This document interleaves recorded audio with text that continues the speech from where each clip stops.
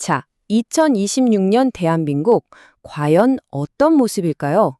한편에서는 AI가 정말 눈부신 미래를 약속하는 것 같은데 다른 한편에서는 우리가 한 번도 겪어보지 못한 거대한 파도가 밀려오고 있습니다. 오늘 이 시간에는요, 바로 이 거대한 두 힘이 충돌하면서 만들어낼 대한민국의 미래를 함께 들여다보겠습니다. 2026년의 대한민국은요, 딱 두 얼굴을 가진 야누스 같다고 할 수 있어요.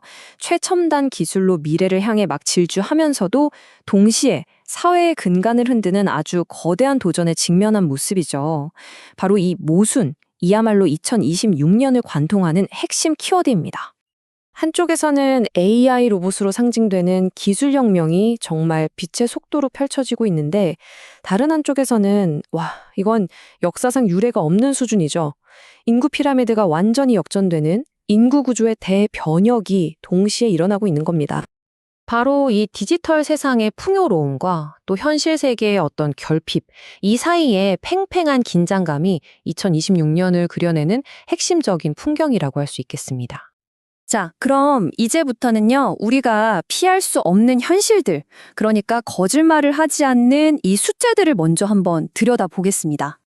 2026년, 대한민국의 정말 중요한 변곡점이 찾아옵니다. 바로 이 숫자, 20.0% 때문인데요. 이게 무슨 뜻이냐면 전체 인구 5명 중에 1명이 65세 이상이 된다는 거예요. 이건 그냥 숫자가 아니라 우리가 공식적으로 초고령 사회라는 완전히 새로운 시대로 들어선다는 선언과도 같은 겁니다.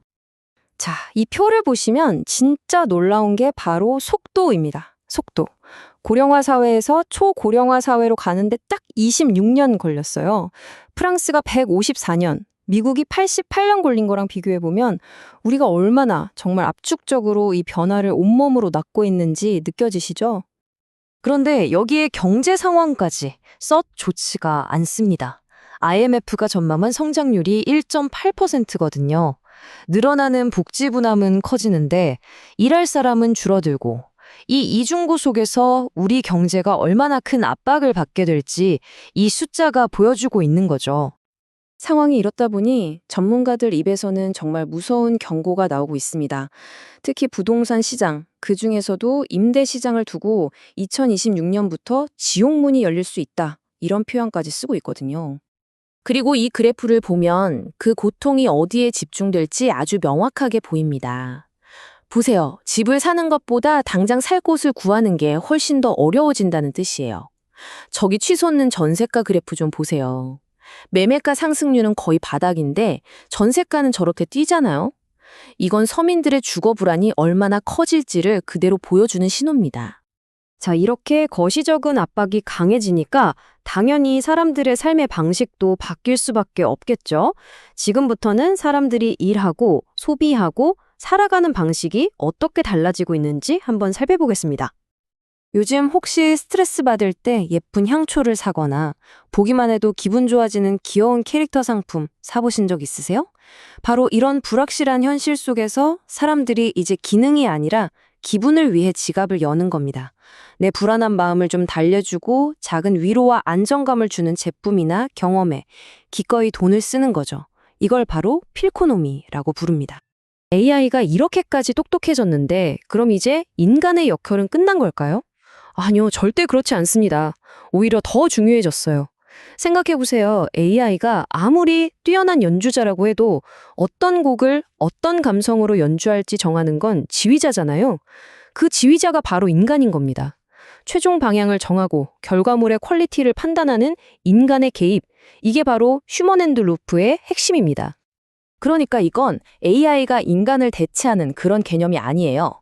오히려 인간의 전력적인 두뇌랑 AI의 막강한 실행 능력을 합쳐서 둘 중 어느 한쪽만으로는 절대 해낼 수 없었던 새로운 결과물을 만들어내는 거죠. 아주 강력한 하이브리드가 탄생하는 겁니다. 이제 기업들도 이 새로운 세상의 규칙에 적응해야 합니다.